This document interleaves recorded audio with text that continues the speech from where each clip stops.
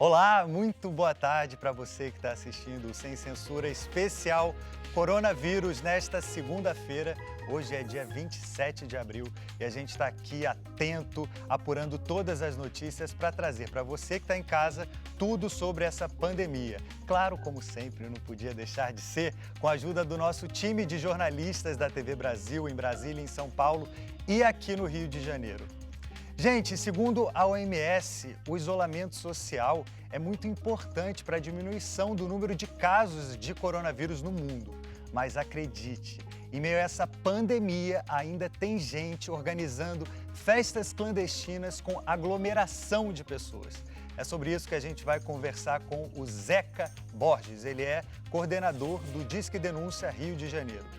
E a ilha de Fernando de Noronha, um paraíso com um pouco mais de 3 mil habitantes, adotou fortes medidas para conter a disseminação do coronavírus dentro do arquipélago. A gente vai conversar sobre esse assunto com o Will Sampaio. Ele é morador de Fernando de Noronha e vai contar para a gente aqui do Sem Censura como está sendo viver em Fernando de Noronha nesse tempo de pandemia. A gente vai ter também a Cátia Navarro trazendo as atualizações sobre a cultura. Ela vai contar para a gente como os brasileiros estão lendo nesse momento de pandemia. Será que eles estão lendo mais, estão lendo menos? Daqui a pouquinho a Cátia Navarro vai contar tudo para a gente. E olha só, a gente vai começar o programa de hoje conversando com o Zeca Borges. Ele é coordenador do Disque Denúncia aqui do Rio de Janeiro. Ele já está comigo aqui. Zeca, boa tarde, muito obrigado pela sua entrevista aqui no Sem Censura. Eu quero começar te perguntando sobre esse momento que a gente está vivendo de isolamento social, de pandemia. As pessoas têm furado muito o isolamento e fazendo festas com aglomeração de pessoas. Você tem recebido essas denúncias? Boa tarde. Boa tarde. Olha, Bruno, predominam as denúncias de aglomeração. Aglomeração aqui e ali, é festa, é culto, pessoal indo à praia e também comércio, basicamente muito comércio. Tem. Agora, tem festas em condomínio, em playground, churrascos. Isso tudo chega, infelizmente, o tipo de violação que tem mais é de isolamento. O Rio inteiro, né, Zeca? O Rio inteiro, você tem em toda parte, muita coisa na Zona Oeste, muita coisa em Campo Grande, comércio em Caxias, por exemplo, e Belford Roxo. Nós recebemos várias denúncias e isso é muito perigoso. As pessoas estão assustadas porque estão ameaçadas. Então, ficam revoltadas com o fato de que outras pessoas estão colocando em risco a sua saúde. Porque às vezes você não estar com sintomas não significa que você não está com a doença, né? Às vezes você é assintomático. Um evento com aglomeração de pessoas é um ambiente perfeito para a disseminação do vírus, né? O grande perigo é o assintomático, inclusive um problema sério de crianças. Então, são pequenos vampiros que estão nos perseguindo e vão nos encontrar perfeitamente. São todos esses assintomáticos. Isso aí talvez seja o mais grave da aglomeração. Zeca, em média, por dia, quantas ligações e denúncias vocês recebem? Nós recebemos em torno de 400 denúncias por dia. E hoje, predominantemente, denúncias de coronavírus. E aí, depois que vocês recebem essa denúncia, vocês passam para a polícia, para algum órgão especializado. O que acontece depois? Olha, depende muito do tipo de denúncia. No caso de aglomeração, é a polícia, é a guarda municipal, às vezes alguns setores de outras áreas, de hospitais, por exemplo, essas questões vão para a Secretaria de Segurança. Agora, a maioria vai para a polícia mesmo.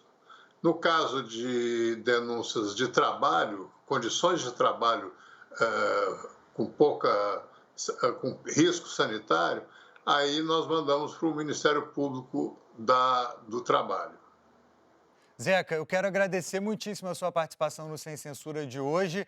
Gostaria de lembrar também que, se você puder, fique em casa, evite aglomerações. E agora a gente vai para aquela tabela que vocês aí que acompanham o Sem Censura já conhecem. Ela já está aqui, ó, a tabela de coronavírus. A gente atualiza todos os dias os números no Brasil, no mundo. Atualmente, no mundo inteiro, mais de 3 milhões de infectados. O número de mortes já superou 200 mil e recuperados, isso aqui, como eu sempre falo, a luz no fim do túnel, 889.876.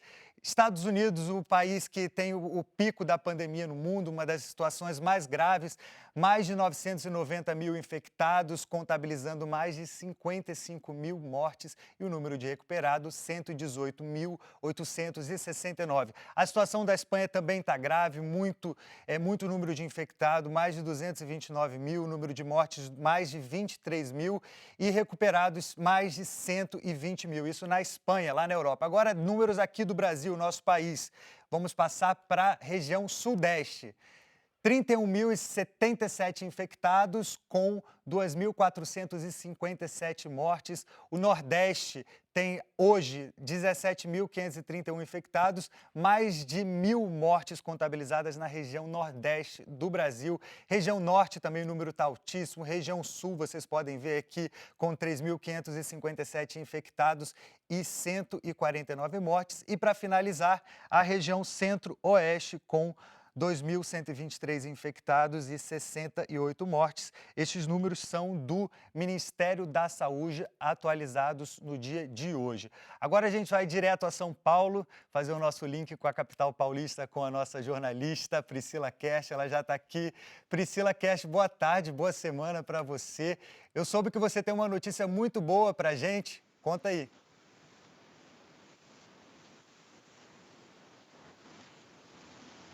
Isso, hoje eu trago uma em São Paulo para você, boa tarde a todos. Um ventilador pulmonar de emergência que leva 2 horas para ser produzido e custa 15 vezes menos que os disponíveis no mercado, aguarda a aprovação da Agência Nacional de Vigilância Sanitária, a Anvisa. O equipamento foi desenvolvido por professores das faculdades de Engenharia, Medicina e Medicina Veterinária e Zootecnia da Universidade de São Paulo e já foi aprovado em testes em pessoas. O aparelho foi registrado com uma licença open source, ou seja, qualquer pessoa ou empresa pode acessar o protocolo de manufatura e fabricá-lo. Basta ter uma autorização da Anvisa. Em nota, a Anvisa informa que está trabalhando para acelerar os processos de regularização de novos equipamentos médicos, mas destacou que o registro desse tipo de equipamento é um procedimento com muitos requisitos, já que falhas técnicas podem causar mortes. E o prefeito da cidade de São Paulo, Bruno Covas, anunciou o acréscimo de 1.361 leitos de hospital para enfrentamento da Covid-19 até o fim de maio. O principal centro de atenção ao Covid na rede pública do país, no Hospital das Clínicas aqui na capital, vai abrir mais 100 leitos de UTI também, dá conta da epidemia. São 1.700 mortes confirmadas no estado de São Paulo. A capital vive o terceiro e último dia de luto decretado pela prefeitura por conta das mortes terem ultrapassado o número de 1.000 na cidade. Eu vou ficando por aqui, Bruno, e você continua aí do estúdio.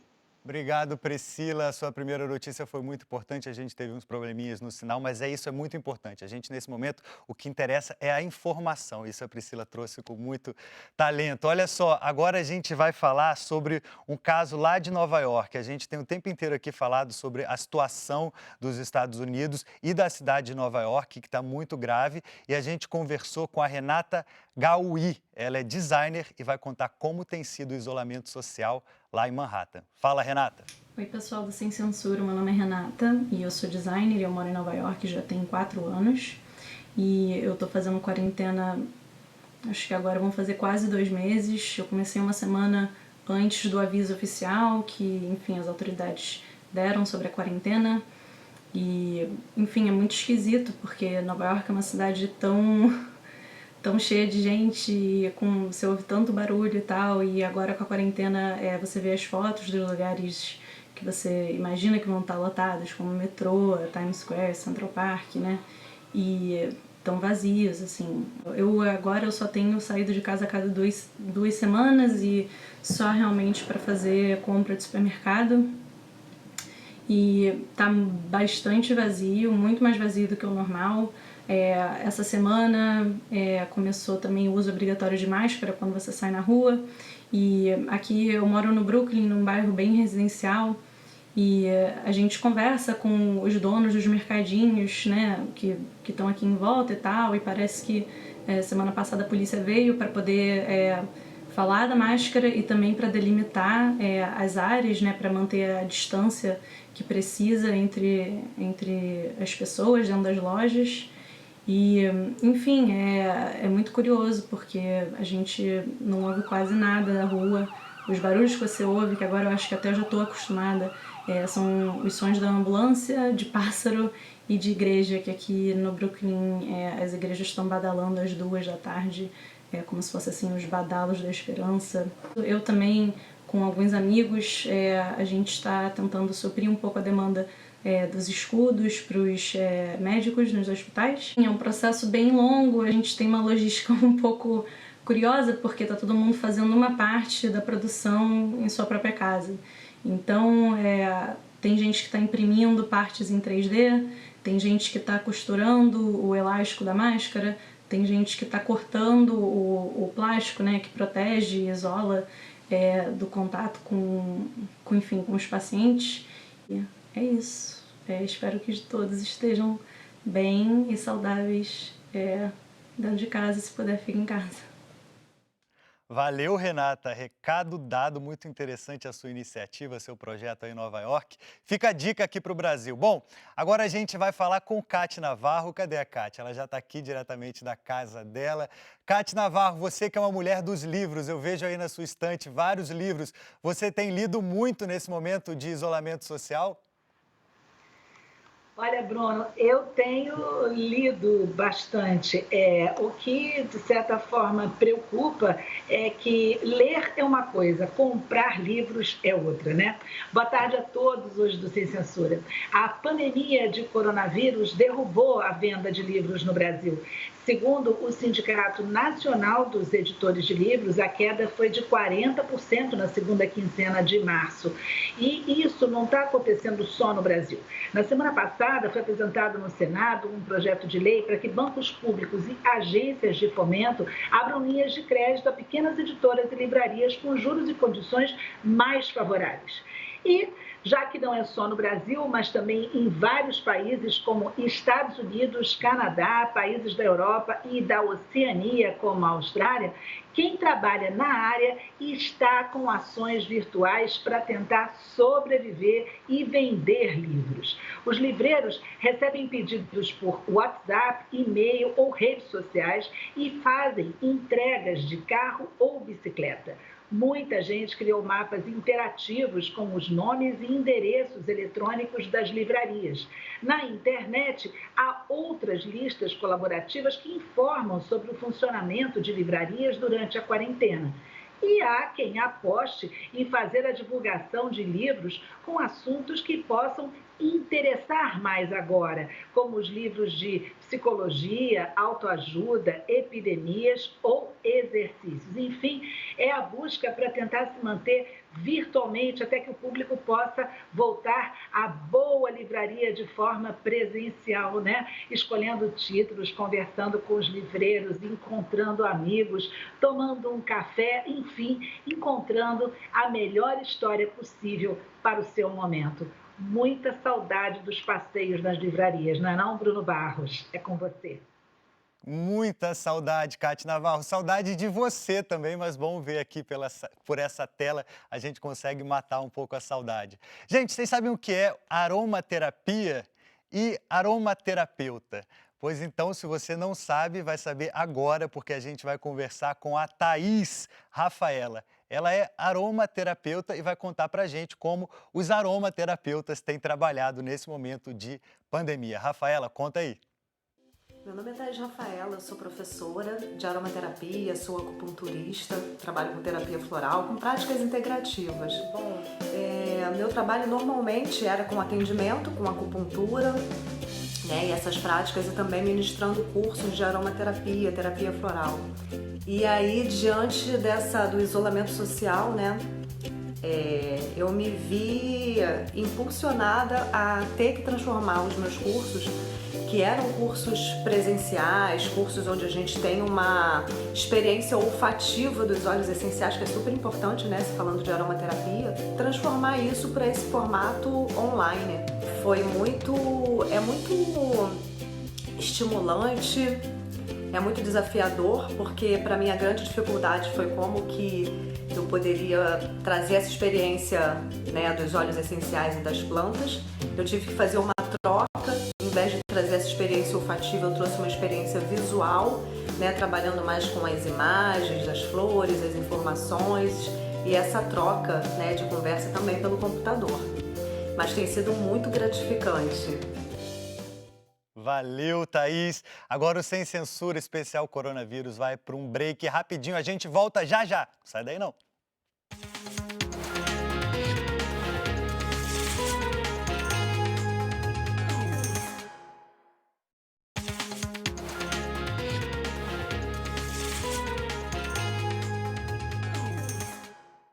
Olá, a gente está de volta com o Sem Censura, especial coronavírus nesta segunda-feira.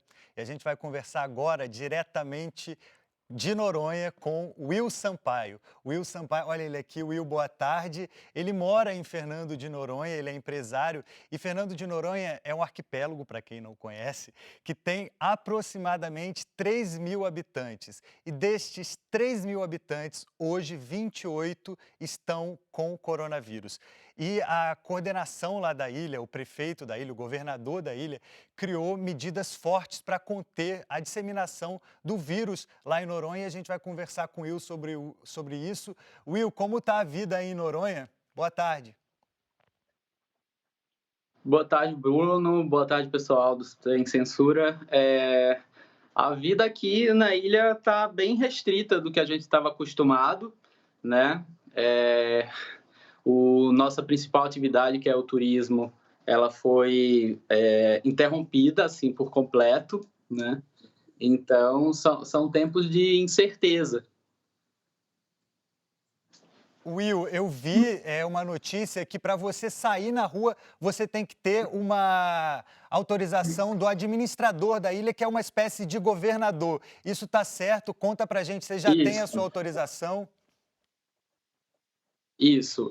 Para a gente sair da ilha, cada saída tem que ter uma autorização específica. Então, aqui em Noronha, foi restringido desde o dia 21 de março o turismo na ilha.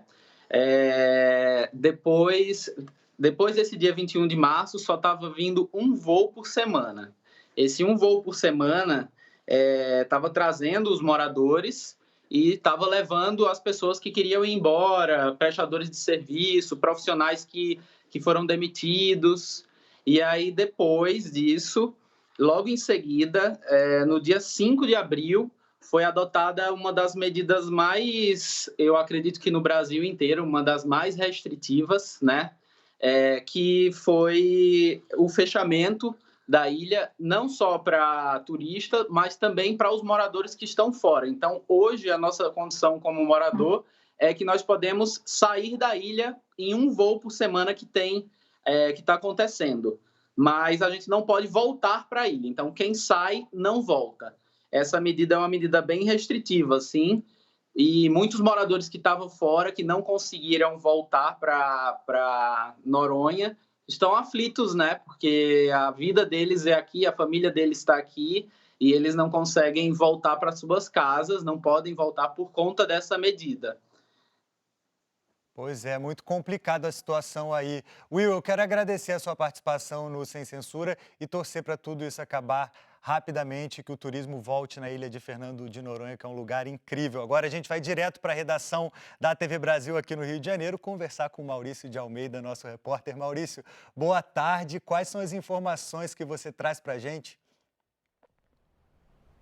Boa tarde, Bruno. O primeiro hospital de campanha do Rio de Janeiro para tratar pessoas infectadas pelo coronavírus foi inaugurado no sábado e já está com 13 pacientes internados. O local tem no momento 30 leitos, mas essa capacidade vai ser ampliada até a semana que vem, quando vai chegar a 200 vagas. A abertura antes da instalação de todos os leitos foi decidida devido à superlotação da rede pública de saúde aqui no Rio de Janeiro. A maior parte dos recursos para montar esse hospital vem da iniciativa privada, uma doação de 45 milhões de reais. Na próxima sexta-feira, a Prefeitura do Rio deve inaugurar o Hospital de Campanha do Rio Centro, que vai contar com 500 leitos, sendo 100 de UTI. Quando o Hospital do Rio Centro começar a funcionar, a sobrecarga enfrentada pela rede pública de saúde deve ser resolvida aqui no Rio. Até lá, existe o risco de faltarem leitos de UTI no estado. E mesmo com o avanço do coronavírus, muitas pessoas continuam saindo de casa no Rio de Janeiro sem utilizar as máscaras. Lembrando que desde a semana passada, o uso de máscara é obrigatório devido a um decreto da Prefeitura. Hoje, pela manhã, a nossa equipe de reportagem flagrou muita gente não respeitando essa medida, o que é considerado um grande risco. Tanto que o prefeito Marcelo Crivella fez um apelo para que a população continue em isolamento e para quem precisar sair, o uso da máscara ele é fundamental. Crivella lembrou ainda que a máscara não pode ser considerado um passaporte para permitir ficar na rua. E ainda falando sobre o coronavírus, o PROCON do Rio notificou 4 universidades particulares para prestarem esclarecimentos sobre os custos. As instituições devem enviar as planilhas de gastos no prazo de 5 dias úteis. O objetivo do PROCON é checar se é possível fazer uma redução nas mensalidades para beneficiar os alunos que estão estudando. O PROCON do Rio já recebeu mais de 500 reclamações de alunos que pedem descontos nas mensalidades de 4 universidades: a Cândido Mendes, Estácio, Unigran Rio e Veiga de Almeida. Bruno. Obrigado, Maurício, pelas suas informações. Agora do Rio de Janeiro, a gente vai diretamente para Brasília conversar com o Murilo Carvalho. Murilo, boa tarde. Aí em Brasília, quais são as notícias? Boa tarde, Bruno. Boa tarde a você que acompanha a gente aqui no Sem Censura. Bruno, não sei se você acompanhou nesse fim de semana a polêmica que envolveu uma influenciadora digital que promoveu uma festa, falou palavras ali contra a vida, perdeu patrocinadores. Você deve estar perguntando por que eu estou falando disso, né? Que assunto fútil. Mas não, é porque é um exemplo do que a gente precisa tratar agora. Em 22 das 27 unidades da federação, caiu o índice de isolamento social comparados o final do mês de abril com o final do mês de março. Para você ter uma ideia, o isolamento social no país era de 60% no final do mês de março e agora foi de 53% no final do mês de abril. Isso significa que as pessoas estão relaxando, estão deixando de fazer o isolamento social e a nossa curva de crescimento das contaminações de Covid-19 ainda está ascendente. A gente ainda não achatou essa curva e não diminuiu o número de casos. Portanto, é muito importante a gente falar aqui que apenas Acre, Rondônia, Amapá e Amazonas, que tem um sistema de saúde hoje colapsado, é que o isolamento social cresceu nesses dois períodos comparados. Por outro lado, reportagem da Agência Brasil Hoje revela que em 11 estados, em pelo menos 11 estados do país, a máscara virou uma política pública. Sair de casa usando máscara é política pública, são os mais diversos formatos, mas aqui no Distrito Federal, por exemplo, daqui a 3 dias, só vai poder sair de casa usando máscara. E essa obrigação é ampla e irrestrita, com previsão inclusive de punições para quem estiver sem máscara no meio da rua. Punições tanto penais quanto cíveis. Essa reportagem completa é do repórter Jonas Valente, está lá em agenciabrasil.ebc.com.br. Segue com você, Bruno. Obrigado, Murilo, pelas suas informações aí de Brasília. E agora, vamos falar de coisa boa? Então vamos, a gente vai agora para o destaque da programação da TV Brasil de hoje. Vamos lá, programação infantil às 15h15, Peixonauta, 15h30, o Show da Luna. Às 17 horas, 5 da tarde, DPA, os Detetives do Prédio Azul. Às 6, Gabi Estrela. E às 6h30, Valentins. Tem mais programação da TV Brasil para hoje? Tem filmes e séries às 19h30, Os Setentões. Às 20 horas, O Brasil Visto de Cima, programa espetacular. 20h30, A Incrível Madagascar. A gente falou no Sem Censura de ilha, tá aí mais uma ilha, agora uma ilha africana, Madagascar. Às 21h30, super série, Sherlock. E às 10h30 da noite, Guerra e Paz. Gente, o programa de hoje está terminando por aqui. Eu agradeço muitíssimo a sua audiência em casa e até amanhã. A gente vai encerrar o Sem Censura de hoje com a música Tô Aí, do Carlinhos Vergueiro. Valeu, Carlinhos. Até amanhã. Tchau, tchau.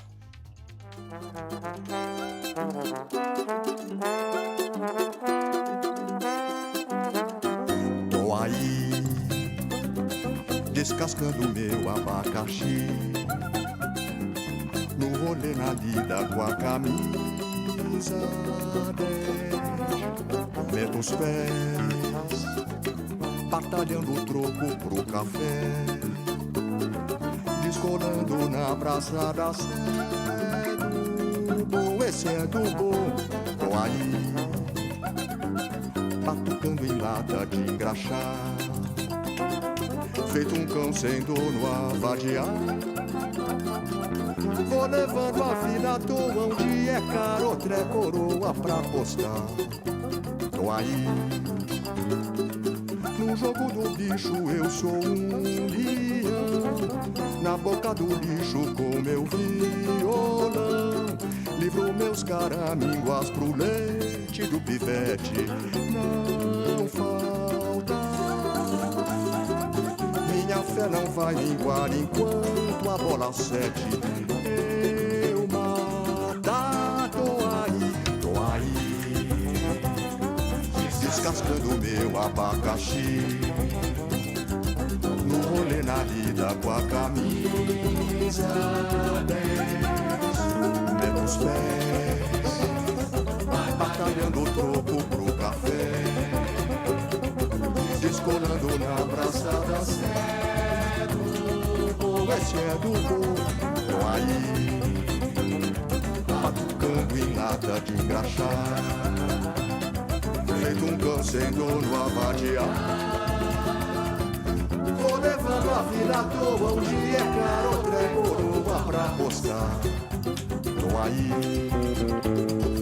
no jogo do bicho eu sou um leão, na boca do lixo com meu violão, livro meus caraminguas pro leite